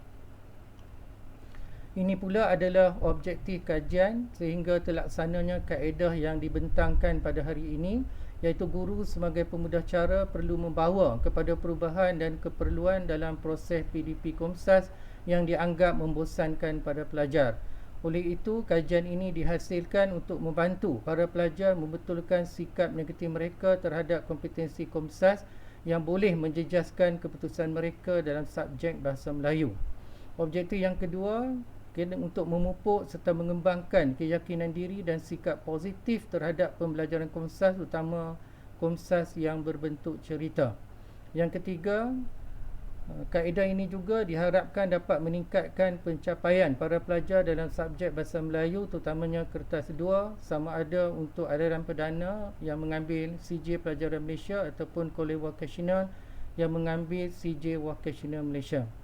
Yang keempat, untuk mengenal pasti sejauh mana kaedah Pantai Komsas ini mampu meningkatkan tahap pemahaman pelajar kolej vokasional terutamanya Kolej Vokasional Al-Ustaz dalam Komsas yang berbentuk cerita.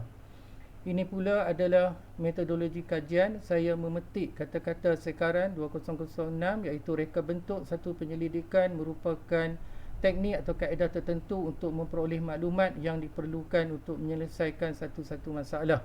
Jadi masalah yang dikaitkan dalam konteks kajian tindakan ini adalah bagaimana untuk memupuk ataupun meningkatkan pemahaman pelajar terutama dalam Komsas berbentuk cerita.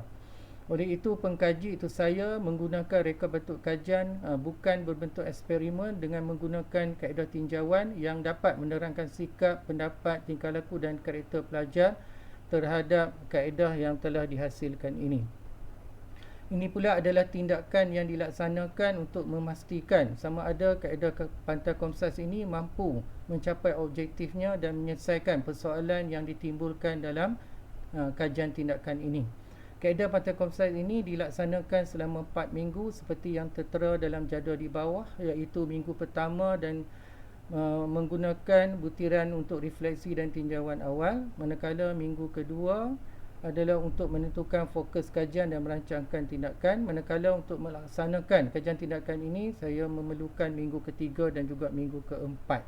Dan di sebelah itu ada dipaparkan gambar bagaimana kaedah ini digunakan di Kolej Vokasional Al-Ustaz dan juga di Sekolah Aliran Perdana.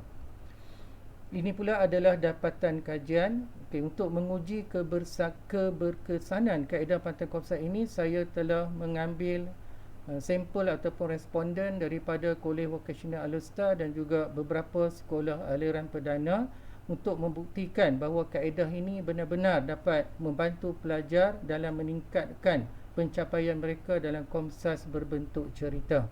Jadi jelas dalam slide ini bahawa kaedah ini benar-benar membantu para pelajar apabila keputusan mereka dapat ditingkatkan melalui penggunaan kaedah Pantai Komsas dalam proses PDP.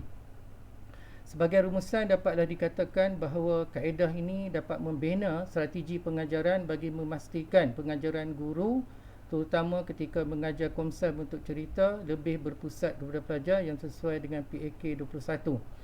Yang kedua, kaedah ini juga mampu memberi motivasi dalam menerapkan kemahiran berfikir dalam kalangan pelajar bagi memastikan mereka dapat menguasai soalan yang berbentuk kebat. Yang ketiga, kaedah ini terbukti dapat satu hubungan signifikan antara keupayaan guru menggunakan kaedah Pantai Komsas dengan kompetisi guru dalam pengajaran bahasa Melayu. Untuk memudahkan pelajar-pelajar di luar sana menggunakan kaedah ini, maka kaedah ini dimuat naik melalui halaman YouTube untuk tatapan umum. Sebagai kesimpulan, dapatlah dikatakan bahawa kaedah Pantai Komsas berupaya meningkatkan kompetisi Komsas berbentuk cerita dalam kalangan pelajar. Yang kedua, kaedah ini juga telah terbukti dapat membantu pelajar Kolej Vokasional, terutamanya Kolej Vokasional Al-Ustaz serta guru mata pelajaran bahasa Melayu dalam mengaplikasikannya di dalam kelas masing-masing, terutama ketika menyampaikan kompetisi berbentuk cerita, iaitu novel, cerpen, drama dan juga prosa tradisional. Kaedah ini juga boleh diaplikasikan dalam soalan-soalan ataupun subjek yang lain yang berbentuk cerita atau carta alir. Jadi jelas di situ kaedah ini boleh diaplikasikan dalam subjek yang lain selain daripada subjek bahasa Melayu. Sekian, terima kasih. Begitulah pembentangan saya sempena Ijerai tentang Pantai Komsas yang mampu membantu para pelajar dan guru dalam kompetisi Komsas berbentuk cerita. Terima kasih.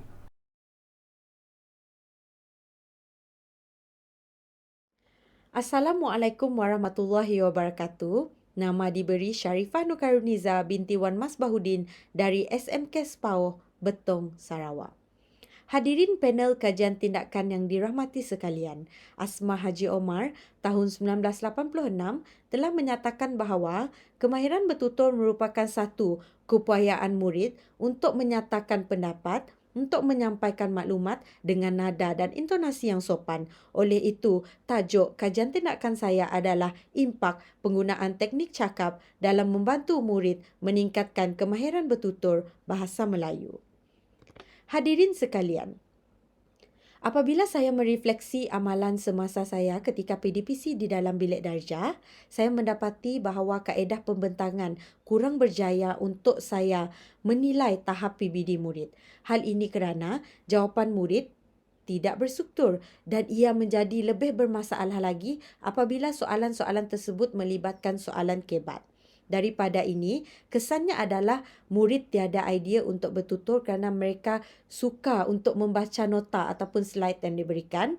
Dan yang kedua, jawapan murid kurang tepat. Dan yang ketiga, jawapan murid tidak berstruktur kerana murid ini lebih banyak untuk bercakap, kesimpulan di atas, isi di bawah dan sebagainya. Ia menjadi masalah kepada saya untuk menilai tahap PBD mereka. Hal ini kerana apabila murid kurang mahir untuk bertutur, maka markah mereka juga kurang memuaskan. Hal ini menjadi isu utama saya kerana kemahiran bertutur murid ini kurang memuaskan kerana mereka tidak dapat menjawab soalan yang diberikan kerana tidak mempunyai struktur jawapan yang baik. Dan daripada tersebut, ia menjadikan tahap PBD mereka kurang memuaskan. Hal ini dapat dilihat daripada taburan data awal di mana kelas 1A 10 orang mendapat TP2 dan 1B 10 orang mendapat TP2. Dan daripada itu juga saya membantu mereka untuk menilai mereka melalui rubrik penskoran ujian bertutur PT3 yang lalu. Mereka mendapat grade D, iaitu kurang memuaskan untuk kemahiran bertutur. Hadirin sekalian, objektif kajian saya adalah yang pertama untuk meningkatkan kemahiran bertutur murid dalam bahasa Melayu. Murid ini bahasa ibundanya adalah bahasa Sarawak. Jadi saya ingin membantu mereka untuk bertutur dalam bahasa Melayu. Dan yang kedua, menjaga idea murid untuk bercakap secara berstruktur dan teratur. Hal ini kerana kajian ini saya mencipta satu teknik di mana teknik ini khas untuk mereka berfikir lebih berstruktur dan berkomunikasi secara baik. Dan yang ketiga, membantu guru untuk menilai murid tahap PBD mereka. Hal ini kerana apabila murid boleh bercakap dengan baik, maka tahap PBD mereka juga akan menjadi baik. Kumpulan sasaran untuk kajian tindakan saya adalah 10 orang daripada 1A, 10 orang daripada 1B yang mendapat TP2 di suku awal tahun yang pertama. Hadirin sekalian, saya menjadikan model McBride dan Skostek pada tahun 1994 sebagai satu model contoh untuk saya mencipta kajian tindakan ini. Kerana bagi mereka, ia merupakan satu kitaran untuk kita mengenal pasti masalah dan fokus. Seterusnya, pengumpulan data awal ia membentuk hipotesis tentang masalah tersebut. Daripada model ini, saya wujudkan satu kaedah intervensi menggunakan teknik cakap, iaitu dimulakan dengan data awal, seterusnya pengenalan kepada teknik cakap, dan yang ketiga, intervensi dilakukan, seterusnya ujian 1 dan ujian 2, dan saya menilai mereka dari segi tahap PBD dan skor rubrik penskoran PT3 untuk kemahiran bertutur. Hadirin sekalian, apa itu teknik cakap? Teknik cakap merupakan satu akronim daripada C, cepat fikir kata kunci soalan. Apabila murid diberikan satu soalan, kelebihan membaca dalam kalangan murid. Jadi murid boleh berfikir secara spontan, apakah kata kunci soalan tersebut, iaitu kelebihan. A, analisis baik dan buruk isi. Murid boleh mulakan perkataan mereka menggunakan hal ini kerana.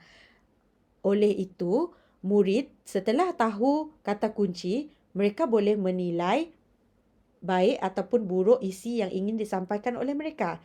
K, kesan atau contoh. Murid boleh memulakan perkataan mereka ataupun pertuturan mereka dengan menggunakan perkataan sebagai contoh ataupun kesannya setelah mereka dapat menjawab dari segi kata kunci, analisis baik dan buruk dan kesannya. A, aplikasi dalam kehidupan seharian. Apabila murid ini mengetahui apa yang ingin disampaikan oleh mereka, mereka boleh mengaplikasi dalam kehidupan seharian mereka ataupun kehidupan masyarakat di sekeliling mereka. Mereka akan memulakan perkataan mereka, oleh itu kita perlulah, oleh itu kita mestilah, oleh itu kita hendaklah dan sebagainya. Daripada penstrukturan pemikiran mereka, CAKA itu tadi, maka wujudlah P, iaitu pembentangan dan komunikasi. Berikut merupakan gambar-gambar sepanjang proses kajian saya dilaksanakan. Hadirin sekalian, melalui dapatan kajian saya adalah untuk kelas 1A, data awal mereka mendapat TP2, manakala untuk ujian 1, terdapat peningkatan di mana 5 daripada 10 orang ini telah meningkat kepada TP3 dan ia menjadi lebih baik lagi pada ujian 2 di mana murid ini mendapat 9 daripada 10 orang yang meningkat kepada TP3 dan TP4. Hanya tinggal seorang sahaja yang kekal di TP2. Seterusnya untuk kelas 1B, 10 orang data awal mendapat TP2 pada ujian 1, 4 daripada 10 orang meningkat kepada TP3 dan pada ujian 2, 8 daripada 10 orang telah meningkat kepada TP3 dan TP4. Hanya tinggal 2 orang sahaja di TP2. Hadirin sekalian, kenapa mereka bertiga ini kekal di TP2? Kerana saya ingin membantu mereka untuk kemahiran membaca dulu, seterusnya kemahiran menulis dan barulah saya membantu mereka secara fokus bersama pelajar lain untuk kemahiran bertutur. Hadirin sekalian, secara kesimpulannya, kajian saya menunjukkan trend peningkatan positif kerana teknik cakap dapat membantu murid untuk berfikir secara berstruktur dan teratur sebelum mereka memulakan pertuturan mereka. Hal ini telah mencapai objektif kajian saya di mana yang pertama, teknik cakap ini dapat membantu murid meningkatkan kemahiran bertutur dalam bahasa Melayu. Mereka lebih suka, lebih tahu untuk bercakap dalam bahasa Melayu kerana mereka dibantu untuk bercakap secara berstruktur. Dan yang kedua, murid ini dan teknik ini memberi satu gambaran kepada murid untuk berfikir secara berformat sebelum mereka memulakan sesuatu pertuturan untuk menjawab soalan-soalan guru yang diberikan oleh guru. Dan yang ketiga, ia membantu guru untuk membuat penilaian tahap penguasaan ujian bertutur. Apabila murid mahir bercakap, mahir bertutur, maka tahap PBD juga mereka akan meningkat.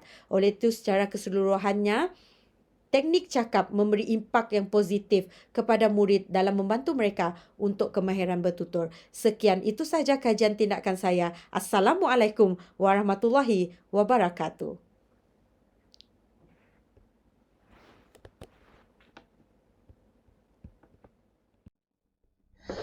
Alhamdulillah, selesailah sudah 5 perbentangan pada petang ini.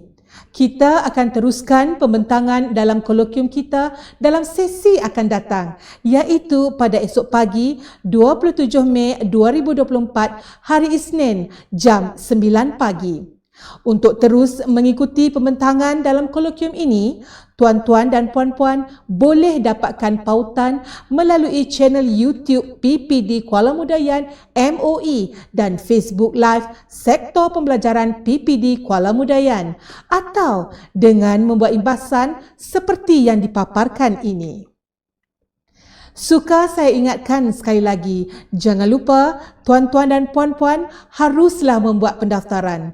Tuan-tuan boleh isikan pautan yang kita berikan dalam chat box YouTube ini atau mengimbas QR code paparan skrin yang dipaparkan. Semua peserta akan diberikan CJ penyertaan hanya apabila tuan-tuan menghantar borang penilaian kolokium yang akan dimuat naik pada hari akhir kolokium, iaitu pada hari Selasa 28 Mei 2024. Sampai jumpa lagi esok. Sekian, terima kasih. KMY melangkah lebih jauh dengan hebat. KMY number 1. Wabillahi taufiq wal hidayah. Wassalamualaikum warahmatullahi wabarakatuh.